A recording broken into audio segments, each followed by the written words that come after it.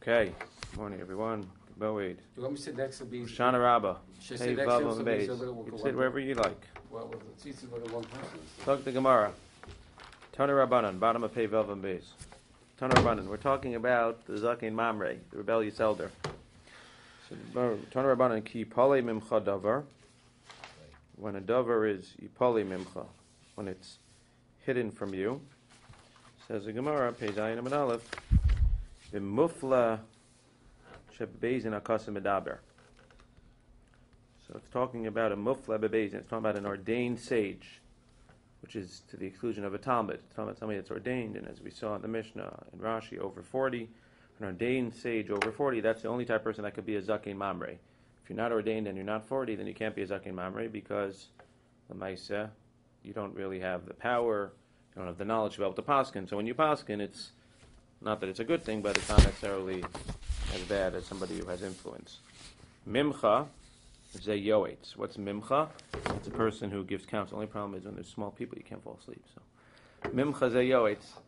Mimcha is counsel. You'll be fine. You'll stay up. You'll be fine. It's okay to fall asleep. Mimcha is a yoetz. Mimcha is a counsel. What does it mean, counsel? V'cheinor mimcha yetze choshev al Hashem ra. Yoetz bliyal. He gives wicked advice. So what does that mean, yoetz? So Rashi says, as we're going to see, yoetz means that he argues on Ibr Hashana and Ibr Achodesh. Now, it doesn't mean he has to do all of these things. If he does any of these things, is Zaken Mamre, so it's going to be a problem. So he argues on the beit-din, on the Sanhedrin HaGadol, as we said, on the Ibr Hashana. And we'll see exactly what the case is. He argues on whether you should add an extra month or you shouldn't add an extra month. Davar, the pasuk says Davar, Zu halacha. He argues on one of many halacha l'moshe misinais. He says it's not halacha l'moshe misinai, it's not halacha. L'mishpat zehadin. He argues on Gzerat Shava. Beit-din makes Gzerat Shava, that something is asur, something's mutter, and he argues on that Gzerat Shava. Bein dam ledam, between dam and dam. Bein dam nida, dam leda, dam ziva. So he argues on dam nida, dam leda, dam ziva, and we'll see what all of these cases are. Bein din ledin, bein din nefashos, dine mamenos, dine malkos. He argues on something that has to do with life and death. He argues on dine mamenos, a case of money. He argues on makos. Ben negel and hega, ben nige adam, nige batim, nige begadim. He argues on a case where there's saras of a person, saras of a house, saras of a beged. Divrei, elu hacharamim, if somebody says that this is cherem, he uses the word cherem for hakdesh, varachin, there's a set value for every person, every gender, every age, for hakdeshos and hakdesh. If he says any of these things, so again, if he argues on what Beit-din says, the erech is, or Beit-din says that this is cherem, it's not cherem, it's hakdesh, it's not hakdesh, so in any of those cases, he could be a zaken mamre. Rivos, zu hashka sota, he argues about a sota case, arifas egla, there should or shouldn't be an egla roof in a certain case. V'taras mitzorah, the mitzorah is or is not Torah. Again, he's arguing and saying the opposite of what the Sanhedrin HaGadol is saying. B'sharecha zil leket shecha pei, argues in the case of leket shecha and pei. Leket is if something falls, shecha is if you forget it, and pei is a corner. V'kamta mi beit-din, he goes from his local beit-din, because we know that again it's only a zaken mamre if you're involved with the beit-din HaGadol, with the Sanhedrin, if you argue on the Sanhedrin. Ve'alisa, and that word teaches us Melamed shebeis hamikdash gavoa me'eretz Yisrael. That teaches us that the Beis Hamikdash is higher than Eretz Yisrael. Ve'eretz Yisrael gavoa mikol haratzos, and it teaches us Eretz Yisrael is higher than all the aratzos. That's interesting. So Eretz Yisrael is the highest, both maybe physically and spiritually. And within Eretz Yisrael, the Beis Hamikdash is the highest physically and spiritually place in Eretz Yisrael. Ela makom Melamed she'amakom gorim. That teaches us that the makom of the mikdash is gorim. It means that if the Sanhedrin, for whatever reason, would meet outside of the lishkas hagazis, outside of the mikdash, and they would offer a ruling, and the zaken would argue on that ruling, that would not be a case of zaken mamre. He has to argue on a mamre. He needs to argue on a ruling that the Sanhedrin gives in the makom in the lishkas hagazis. Says the Gemara, Bishlama Beis Hamikdash Gavoa Me'eretz Yisrael Dichsev V'alita. I understand the Beis Hamikdash is the highest place because it says V'alisa, that he has to go to the Makom Mikdash. Ela Eretz Yisrael Gavoa Mikol Aratzos Minale. How do we know that Eretz Yisrael is the highest part in the whole world? Says the Gemara, Dichsev, because it says it at the end of days, Lachein Hinei Yamim B'Yim Nim Hashem, Lo Yomar Chai Hashem Asher Hala Esbnei Yisrael Me'eretz Mitzrayim. No longer are people going to say, oh, that God that took the Jews out of Egypt. Rather, Kim Chai Hashem Asher Hela Asher Hevi Azera Beis Yisrael Me'eretz Afona. That's the key word, Hela.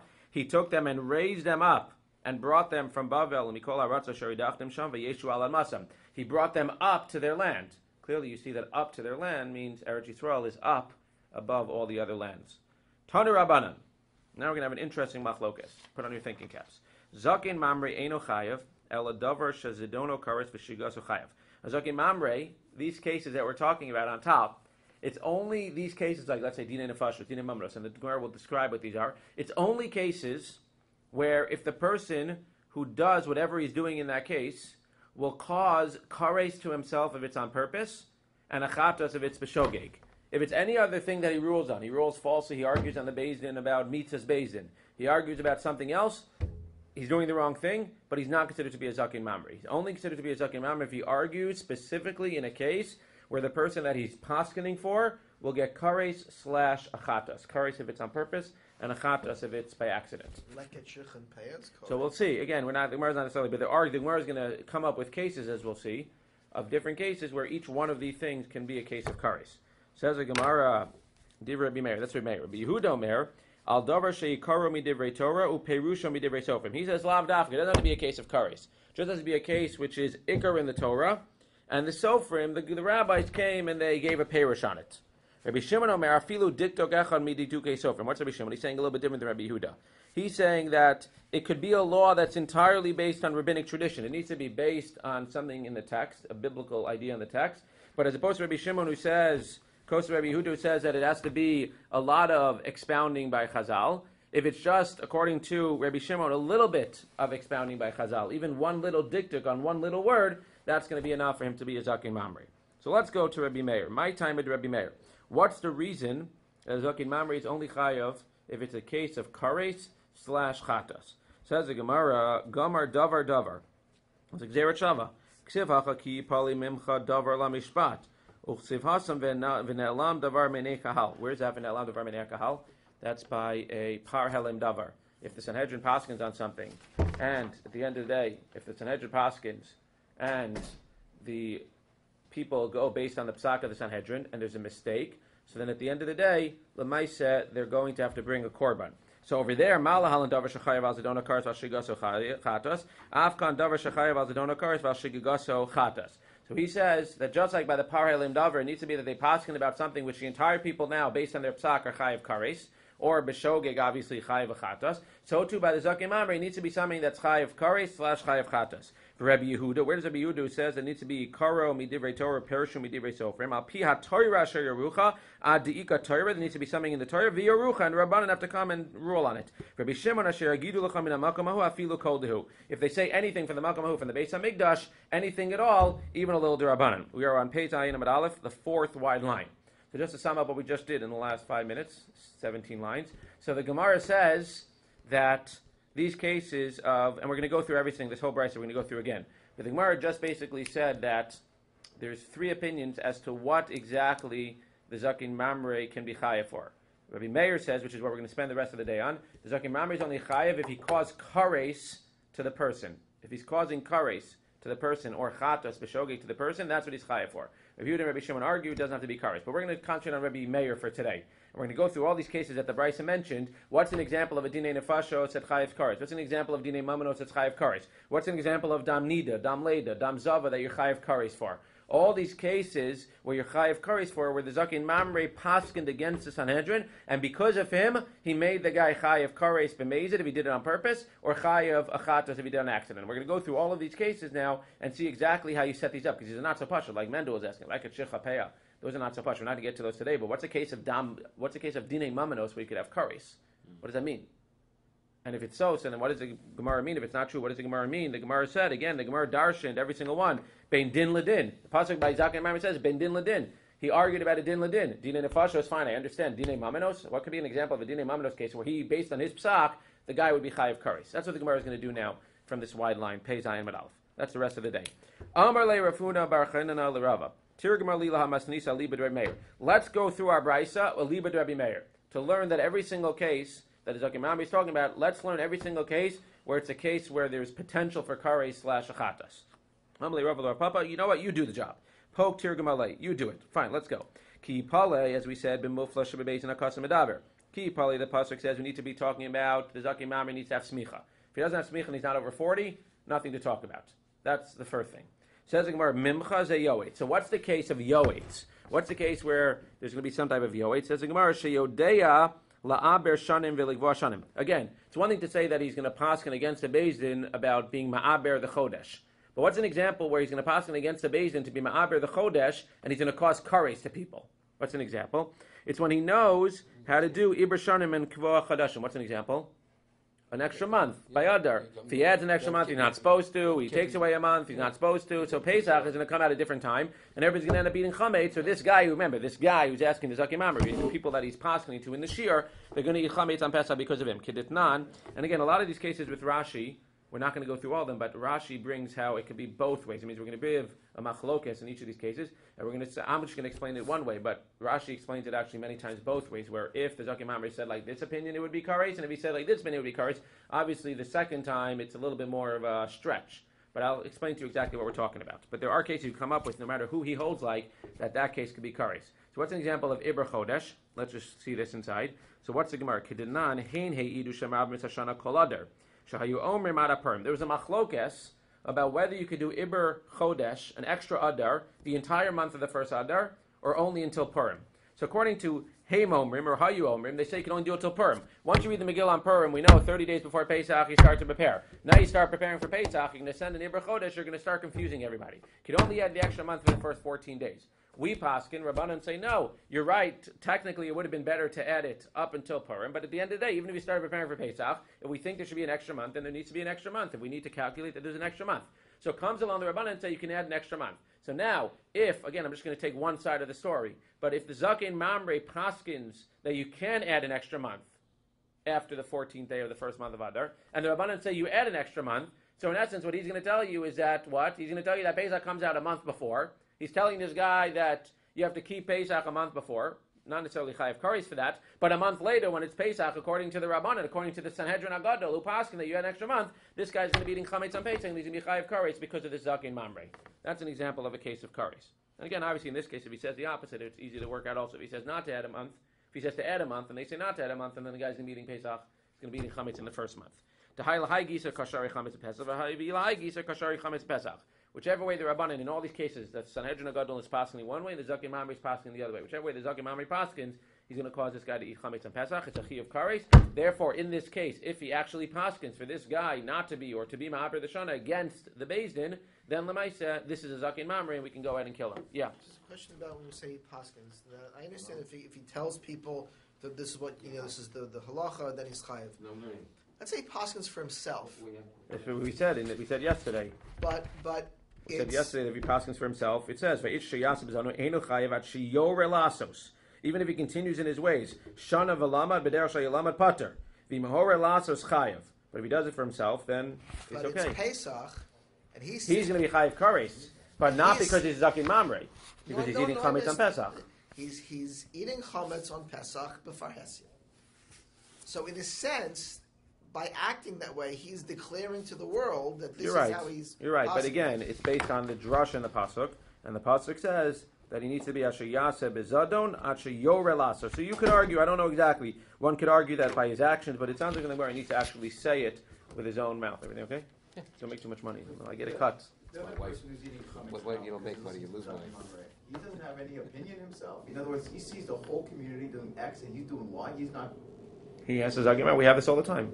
We have this where you ask your rabbi, he's a little bit out of the box, and you paskin based on your rabbi, even though not for most of what? Not for this is a major thing. The whole world is it's happened before. A month later for Pesach. There are cases where people will paskin based on a certain thing, and they trust a heter or somebody, and the mice other people would say you can't do it. I guess my question is how many people does it take to give validity to it? It sounds like one. It sounds like if he paskins for one person. That seems very deep. Isn't there stuff in the Gemara? So it sounds like. Was it Gamliel? No? Right. He had him bring his staff, even though he held it was Yom Kippur, and he had him carried anyway. Correct. So how does that work exactly here? It sounds like Mamish needs to be Yoreh Lasos. He needs to get up and publicly, which goes to both your questions. But it doesn't sound like the Gemara is giving a certain number. If he gets up in front of the shir and he says, this halacha, despite the fact that the beit-din Agadol says X, Y, Z, that is a Zaken Mamre. Okay, so that's the case of kares over there. Now, if that's not complicated enough, davar zeh halacha, zu halacha is achadasar. We said halacha is halacha l'mash misinai. That's the case of achadasar. I'll say it outside for a second because it's a little bit complicated. You have blood. So the first 7 days. Today we know everybody has to keep Shiva Nikiyim. But back in the time of the Gemara, you have blood. So if you stop bleeding within the first 7 days of your period, then you can go to the mikveh at the end of 7 days, and that's the biblical law. As long as you stop bleeding within the end of 7 days, there's no Shiva Nikiyim. You go to the mikveh at the end of the 7 days, and you're good to go. There was also, though, a time that it was called not only Dam Nida in the Torah, there's something called Dam Zava. First 7 days is the Nida days. Next 11 days are the Zava days. If you have blood during the first 7 days, you finish by the end of day number 7, go to the mikveh that night, no problem.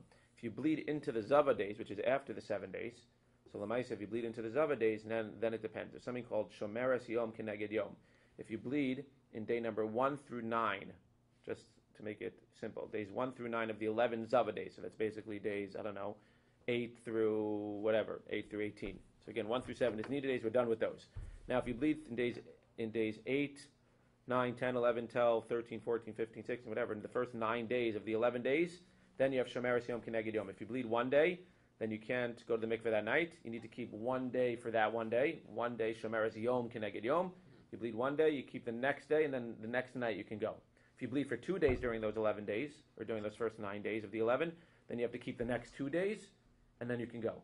If you bleed 3 days in a row during the days of Zava, then you become a Zava Gedola. That's when you have to have Shiva Nikiyim. And again, our Gezerah today is based on everybody being a Zava Gedola. That's what Shiva Nikiyim is based on. So that's 3 consecutive days. There's a Machlokes by day number 10. It means if you bleed, let's say, day number 9, so for sure, you can't be with your husband after day number 9 is over. You have to wait, Shomeres Yom Keneged Yom, day number 10, and then go to the mikveh after day number 10.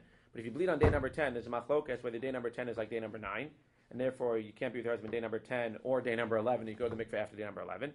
Or according to another opinion, once you're at day number 10, if you bleed that day, it's not Dam Zava. And Lamais, at the end of the day, you could treat it like day number 11, and therefore you can just go to the mikveh that night. You can't go while you bleed, you can go at the end of the night. You don't have to be Shomeres Yom Keneged Yom. That's easy. Again, if day number 10 is the third of 3 consecutive days, then there's nothing to talk about. So Gemara, you're saying, what's the story with day number 10? Now, let's just play this out for a second. If the beit-din says that day number 10 is like day number 9, that means you have to wait day number 10 and day number 11. You go to the mikveh after day number 11. If the Zaken Mamre comes along and says day number 10 is like day number 11, you can go after day number 10, then Lamaisa, this woman is going to the mikveh a day early. She's not really Tahora. She's really Benidor, Bedam Zava, whatever you want to call it, Zava Katana. And now she's with her husband, he's Chayav Karis. And vice versa. If he says he can go, he has to wait an extra day in Lamaisa. So again, the Gemara works it out like that. So says the Gemara, De'idmar, Asiri, Rabbi Yochanan Amar Asiri Kitshi, Rabbi Shimon ben Lakish Amar Asiri Kachadasa, whether the 10th day is like the 9th day or the 11th day. Rabbi Yochanan Amar Asiri Kitshi, which would mean Machi, Bai Shimor, Af Asiri, Bai Shimor. Just like day number 9, you need Shomeres Yom Keneged Yom, you need to wait 9, and you need to wait for 10. Now, 10 also, you need to wait for 11, and you can go after 11. Since you're ready at the end, and if you get blood on day number 10, then at the end of that day you can go to the mikveh and be with your husband. But again, that would be the machlokes. So if he paskins like it's okay to go that night, then he's going to be causing kares to this person that's asking him to paskin. So I'm talking about mishpat ze'adin. We said that if he paskins on mishpat, that's a din. That's a gzerat shava. What's an example of a gzerat shava where he's going to paskin and cause kares? Din bito me'anu saso. If a person rapes somebody, so we know that if you have relations with your daughter, so that's a chiyuv kares. The question is, what happens if you have relations with a daughter that's born from somebody that you raped? Sounds crazy, but the guy's clearly not 100%. So he has relations with a daughter from somebody that he raped. Is that considered to be a regular daughter? It needs to be a daughter from your wife. And if it's a daughter from somebody that you raped, it's not necessarily a good thing, but it's not going to be a chiyuv kares. So there's a machlokes. The Amar Rava. Amar le Rabbi Yitzchak bar Abu Dimi, Asya hine, Asya zima. So we learn a gzerat shava from the case of a daughter, that a daughter from a rape victim is actually usher to you.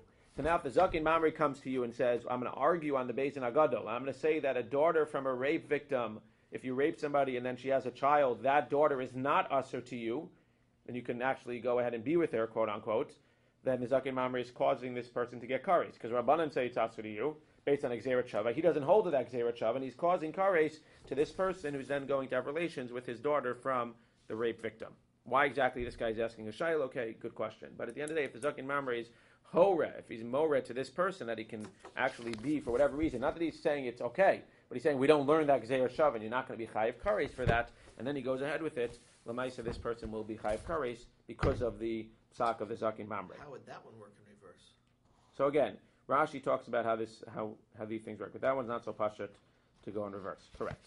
That could be, again, it could be that not every single one goes in reverse. It could be that, according to some of the, right, it could be that if he paskins that it's usser, then there's nothing to talk about. Then the guy's not going to get kares. You're right. Not every case works in reverse. When I said reverse, again, I meant that if he holds like this one versus that one. Okay, Zak the Gemara. Bein dam ledam, bein dam nida, dam leda, dam ziva. So what's the case of dam nida that he's arguing he's going to call kares? Dam nida beplukta akavya b'mahala v'rabanan. D'tanan dam hayorok, yellow blood. Akavya b'mahala matame, v'chachamim mitarin. So let's say that the Beis-din comes, and again, in a similar case, the Beis-din comes and says that yellow blood is a problem, makes her benida, makes her benida. And the Chachamim say yellow blood is not a problem, how we paskin. And let's say he paskin like the Chachamim that say yellow blood is not a problem, so now you're mattering this woman to her husband. She's really benida according to the Sanhedrin HaGadol, and therefore, they're chay of kares. So the Gemara, dam leida beplukta de Rabbi Levi.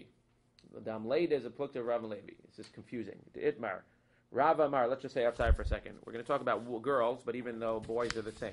There's different halachas about how long a woman is benida. Now today, we just paskin that as long as she's bleeding, we assume that it's blood. We don't know if it's dam nida, if it's dam from the leda. Therefore, until she clears up, she is going to be usher to her husband. Back in the day, for a girl, let's give an example, we assume that any blood that comes the first 14 days after a person gives birth, that's dam nida. And no matter what, even if at the end of the day, as long as she's bleeding, she's dam nida.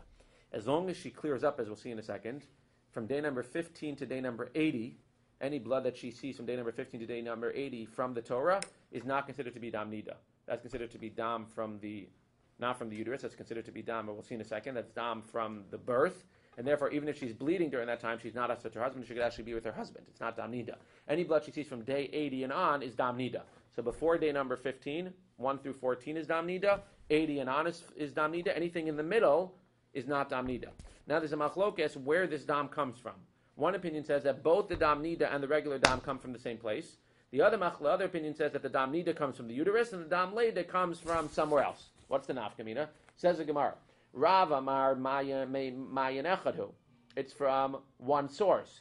HaTorah timas v'Torah tiraso. It's from one source. It's the same blood, but the Torah says that when it comes from that source, from the uterus during the first 14 days after birth, it's a problem. From day number 15 on, it's not a problem, till day number 80. Says V'Levi Amar Shnei Mayanos. Hey, no, Nistam Atame Niftach HaTorah, Nistam HaTorah, Niftach Atame. No, there's two different places that it comes from.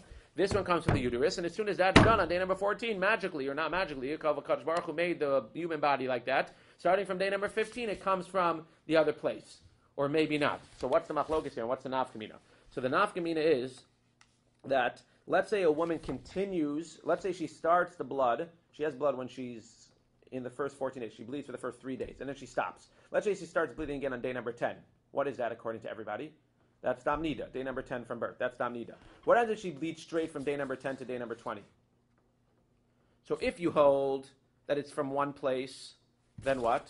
If you hold that it's from one place, so then what happens? No, if you hold that it's from one place, so as soon as day number 15 comes, it's a continuous flow, but it's from one place, so as soon as day number 15 comes, that very same blood that on day number 14, from the same exact place, was tamei blood, Rav says that's tahor blood. On day number 15, she becomes tahor. According to Shmuel, if it's coming from two different places, so if you see a continuous flow of blood that starts before day number 15, if it started on day number 10 and it goes to day number 20, since it's from two different places, we have to assume that this is still the remnants from the first place that started on day number 10, and therefore you will not be mutter until day number 20. According again to Rav, according to Rav, when it's one place, so not magically, but it's from one place. Therefore, day number 15 comes, and even though you were bleeding for the last 4 days, we assume that today's blood is different. Therefore, today you're no longer dam nida. Therefore, now it's dam of the leda, dam of the birth. And therefore, assuming you went to the mikveh after day number 14, you're good to go. According to Levi, it doesn't matter if it's two different mayanos. So as long as it's continuous, you have to assume lamaisa that the one that started on 10 goes all the way to 20. Beis-din Agadol comes along and they say, like the second opinion, like Levi, that you have to wait till day number 20 to go to the mikvah. Comes along the Zakin Mamri and says, no, I paskin like Rav. It's from one place, therefore day number 15, automatically, you can go ahead and go to the mikvah. She goes to the mikvah after day number 14, she goes on day number 15 to the mikvah, and what happens? Now all of a sudden, she's chayav kares. Because she went to the mikveh, she shouldn't have gone to the mikveh until day number 20 or after day number 20. And Lamaisa, she's going to be chayav kares because the Zakin Mamri said that you have to wait, that you can go to the mikveh after day number 14. Again, a complicated case, but that would be an example where it would be kares by dam nida. Good? Dam ziva. Beplukted Rabbi Lezer, Rabbi Yeshua. Did none. Kishta shlosha yamim mitoch achadas hayom. Im shifcha me'es la'es v'yolda rezo yoledis bezov div Rabbi Eliezer. Rabbi Yeshua mer laila v'yom kelele Shabbos v'yomo. Sheshifta min atzar ulo min adam. Here's another case, and this is the last complicated case. Let's say we had the days 7. Now, a woman should not be getting her period right before she has a baby. But let's just say she got a period. The Gemara is there a case that she got a period. Baruch Hashem, everything's fine. She got a period during the 7 days. Now she has 7 days of nida. At the end of those 7 days, what do we say starts? 11 days of zava. Now, if a woman bleeds during the 11 days of zava for 3 consecutive days, what happens? She becomes a zava gedola. Well, what happens in this case? What happens in this case is that she goes into labor during the 11 days of zava. She has her period, 7 days of nida, and during the 11 days of zava, she goes into labor. Now, if she goes into labor and she bleeds for 3 consecutive days, she does not become a zava gedola because she's in labor. We know that it's blood from the labor. However, let's say that she goes into labor during the Yemei Zava, and she bleeds for 3 consecutive days, and then she stops, and then she has the baby. So the Gemara says if she bleeds for 3 consecutive days, then she stops and has the baby, then it depends. There's a machlokes. According to the first opinion, as long as she stops for 24 hours after the 3 consecutive days of the Dam Ziva, then she has the baby. We clearly know that the 3 consecutive days before the stop was not the Dam of the labor. It was Dam Ziva, and therefore she becomes a Zava Gedola, basically. She gives birth and she's Yoledes Bezava. According to the second opinion, it's not just 24 hours. Even if she has a break of 24 hours and then has the baby, that could still be Dam Leda. It's only going to be if she has a break of a night followed by an entire day, the second opinion, which is more makil. Only in that case, if she has a night followed by the entire day of nothing, of no blood, and then she has the baby, then I agree in that case it must be that the 3 consecutive days was Dam Ziva. So let's just play this out for a second. So this woman she became Nida, 7 days. Now she's in the 11 days of Zava. Day number 4 of the 11 days, she goes into labor. 3 days she's bleeding. So now the question is, well, she's in labor. Is she a Zava or not? She's not a Zava yet. But now she doesn't have the baby. Now she stops. According to the opinion that says 24 hours, she stopped for 24 hours. But she stopped in the morning. From one morning to next morning, 24 hours, she stops. Then she has the baby. According to that opinion, she's a Zava. Let's say that the beit-din Agadol paskins like that opinion. Now she's a Zava. According to the Zakin Mamre, he paskins like the other opinion that you don't become a Zava unless you stop, not for 24 hours, from one morning to next morning. You have to stop at a night. You need to be clean for an entire night, clean for an entire day. Then, if you have the baby afterwards, that means retroactively that the 3 days before that was actually Dam Zava. So now you have the Sanhedrin Gadol that's passing that she's a Zava.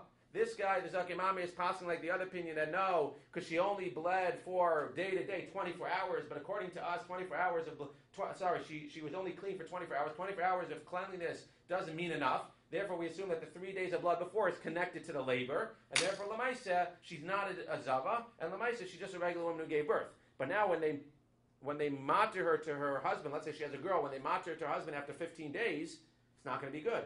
Because according to the Rabbanan, according to Sanhedrin Gadol, she's a Zava Gedola, she needs to go through the whole process, the Shiva Nakim and everything, and now you're causing this woman and her husband to be Chayiv Karis. Try to simplify it, but that's what the Gemara is saying. 1 second. So the Gemara is saying that again, Kishta shlosha yamim b'toch achadas hayom. Let's read it inside. You have labor bleeding during the 11 days. Im shifsa me'es la'es v'yalda rezo yoledis bezov de Rabbi Eliezer. He's the more machmir one. He says as long as you have a 24-hour break from one morning to the next morning, 24 hours, then she has the baby. That means retroactively the 3 days of Zava, the 3 days of bleeding during those 11 days were actually days of Zava, and she becomes a Zava Gedola. Let's say that's how the Sanhedrin paskins. For Rabbi Yeshua Omer, no, 24 hours is not enough. It needs to be Laila v'yom kelele Shabbos v'yomo. It needs to be from the night before, and then an entire day, and then, and only then, if she has the baby afterwards, then retroactively those 3 days are Dam Zava. Sheshafsa min atzar v'lo min adam. That she relieved from the pain, otherwise she's relieving from the pain and not from the dam. Fine. Good? And the flip side of that would be chulin bazara, right? I don't know. That's what I'm saying. I want to see the flip side. The front side was hard enough, but the flip side Rashi would maybe go through. But maybe it would be chulin bazar if she what? If she brought a korban for. We think she's a zava, and she brings a korban. She's not a zava. Could be. You have to see Rashi there, but it could be that's the flip side. But that's what I was saying. That every case Rashi tries to explain every case having a flip side. If he paskin like the other opinion would also be a problem. Let's just finish up here. Bein din ledin, bein dinei mamanos, dinei fashos, dinei mabos. How do you case of dinei mamanos with kares? Dinei mamanos is plukta to Shmuel of Rabbi Avo. And I just want to say outside, because the next 3 cases are going to be similar. The case of all these cases of dinei mamanos having a problem is, let's say, we'll read one Rashi. Da'amar Shmuel, Shnayim Shadanu Dineim Dinel Shenikron Beis-din Chatzef. Shmuel says, really, you need 3 for Dinei Mamanos. But if 2 paskin, I'm in the Gemara, B'di'evid, we're fine. If 2 paskin, B'di'evid, we're fine, but really, you need 3. For Rabbi Avo, Amar L'divrei Akol Ein Dinei and Din. That no, 2 paskin, even after the fact, is not going to be okay. How's that going to cause anything? Look at Plukta de Shmuel of Rabbi Abo. It's the 5th wide line. You see the 5th wide line. Plukta de Shmuel of Rabbi Abo. Again, Shmuel says B'di'evid. Everybody agrees 3 you need for Dinei Mamanos. Shmuel says B'di'evid 2 is okay, and Rabbi Abo says B'di'evid 2 is not okay. So what's going to happen? V'chevan da'afike hani beitrei mamona mehai v'yavu lahai b'dina ditu v'halach zev v'kidesh isha be'oso mamon. So now you have a basin of 2 that go ahead and paskin that Mendel owes you money. So now, according to Shmuel, that basin B'di'evid was okay, and the money you got from Mendel, B'di'evid is yours. According to Rabbi Avo, they had no right to give it to you, and even B'di'evid, that money is Mendel's. Now you have money that you got, which according to one opinion is yours, and according to another opinion is not yours. Now you go and you mekadesh an isha with that money.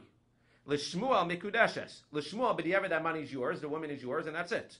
L'Rabbi Avo eina mikudeshes. Tahavale kitcha begazel. According to Rabbi Avo, you were mekadesh a woman with stolen money because the Beis Din had no right to give you Mendel's money, and therefore you're not married to that woman. Skip the next line to the next line. The Hashasi Lidei Kars. Now he's going to explain both ways. We're just going to concentrate on one. I Rabbanan Kishmuel. If the Rabbanan hold like Shmuel, that what? That it's good. V'zakin Mami Rabbi Avo. That says, but the evidence not good. V'nami Rabbanan Rabbi Avo. V'zakin Mami Kishmuel. Asi Lidei Kars. Dima Mashvi Lahu Kedushin. V'asi Inish Achrina Lebasar Achi V'kitsha. So now let's say you go out and you are Mekadesh a woman, and the Rabbanan say that's not your money. So now what's going to happen? Or let's say the Rabbanan said that is your money. So now you went ahead and you were Mekadesh a woman, that's your money. Now you're married to her. Now a second guy is going to come and he's going to marry this woman. Well, according to Chazal, you're married to her and he's not. According to Rabbi Avo, you're not married to her because your money wasn't yours. Therefore, when she marries another man, he, quote unquote, according to Rabbi Avo, it's fine for her to marry another man. She's not married to you. But according to Rabbanan, who paskin that the money is yours, B'di'evid, she's married to you. Now she's going to be with another man. It's kares. Why is it kares and not Mises Beis-din? That's what Rashi points out. Because only Mises Beis-din with edim and asra. It would be a case of kares if there's no edim and no asra. And now she goes again. There's a flip side as well. But in this case, where Lamaisa, the Beis-din paskin that the money is not yours, he paskin that the money. Sorry, the Beis-din paskin that the money is yours. You took the money because tu b'di'evid is okay. You took the money and married a woman. She's married to you. Rabbi Avo paskin that the money is not yours. Therefore, he said that Lamaisa it's not yours. The Zaki Mamre said that you're not married to her. They're going to allow her to marry somebody else. When he marries somebody else, Lamaisa, according to the Rabbi, to the Sanhedrin, she's married to you already, and now she's an Eishes Ish and she's Chayav Kares. One example. Gishmak. Okay, let's go. Dinei nefashos built to the Rabbi Rabbanan. How do you have a case of dinei nefashos with Kares? So the case is you have 2 men fighting. 2 of you are fighting, and this rabbi is whatever, man or woman. Let's assume he's a woman, and Lamaisa is a woman, and you kill him by accident. You're trying to kill him, b'mezid, but you end up killing him. There's a similar case where you try to kill him, and you end up killing his baby, Rahman al-Litzlan. So the Gemara says what? There's a machlokes. Rabbi Omer, din nefashos beplukti Rabbi Rabbanan. Ditani Rabbi Omer nefsata nefesh tachas nefesh mamon ater mamonenu el nefesh mamish nemar nesina lamala, by the case of the miscarriage, nemar silamata mala alamamon afkan mamon. So Rebbe says that when Mendel tries to kill you and kills him by accident, we make Gzerat Shava from the case of miscarriage. Just like in the case of miscarriage, for sure, you need to pay the money for the baby that was killed. You need to pay money to his family, to the rabbi's family or her family for killing her. The Rabbanan say, no, Mendel tried to kill you b'mezid. Therefore, he goes ahead and he kills him or kills her. He's not chayav to pay money because he's actually chayav misa. So let's say, again, Rabbanan paskin that what? Rabbanan paskin that you're chayiv to pay money. Mendel's chayiv to pay that family money. And he pays the family money. And that's their money. And they take it and they're mekadesh somebody. It's fine. So everything's good.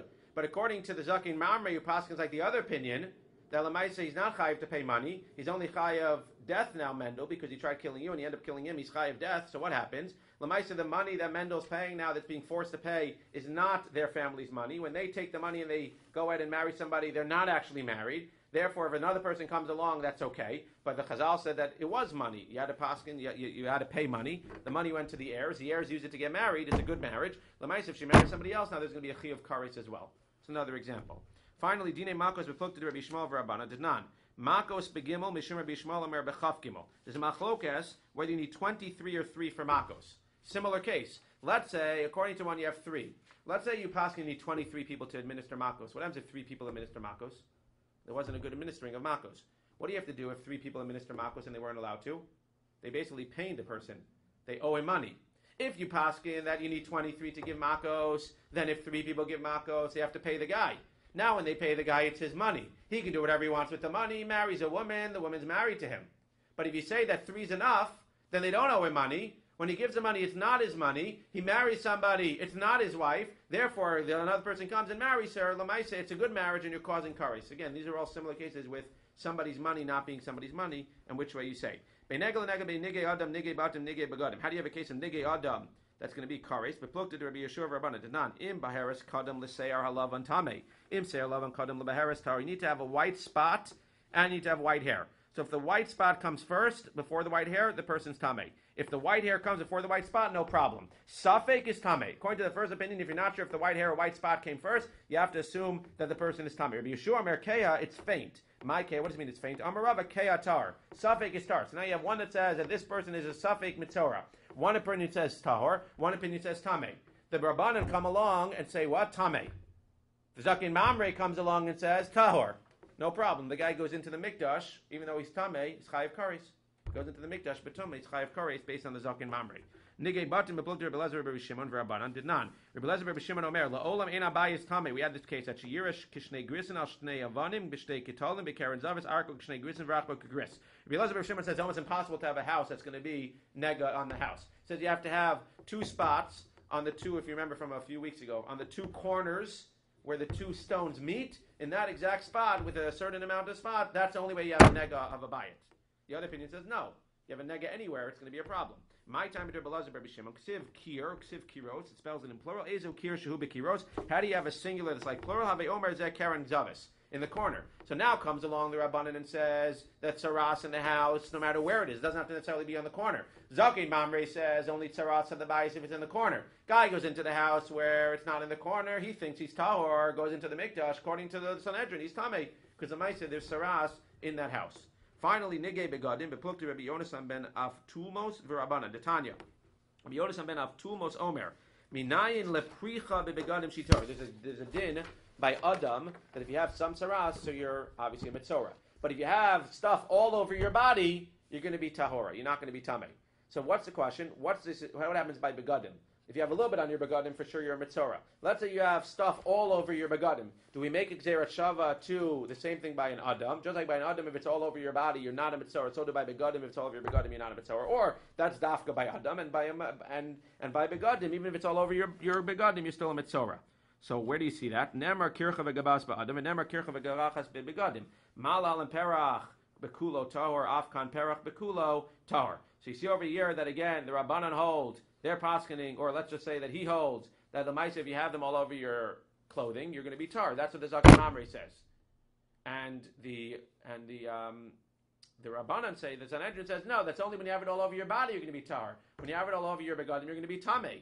And therefore, the mice, this guy's going to pasken, oh, don't worry, it's all over your begadim, you're tahor.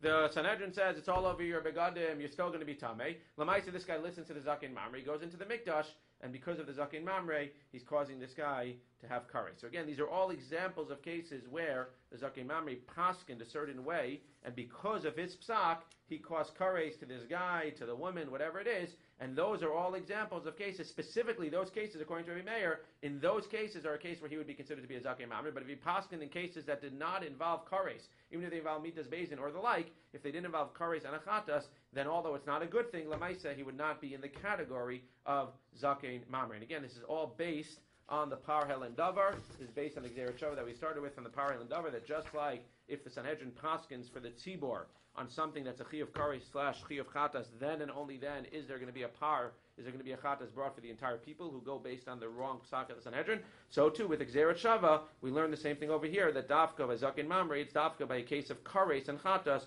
where he would be considered to be a Zaken Mamre.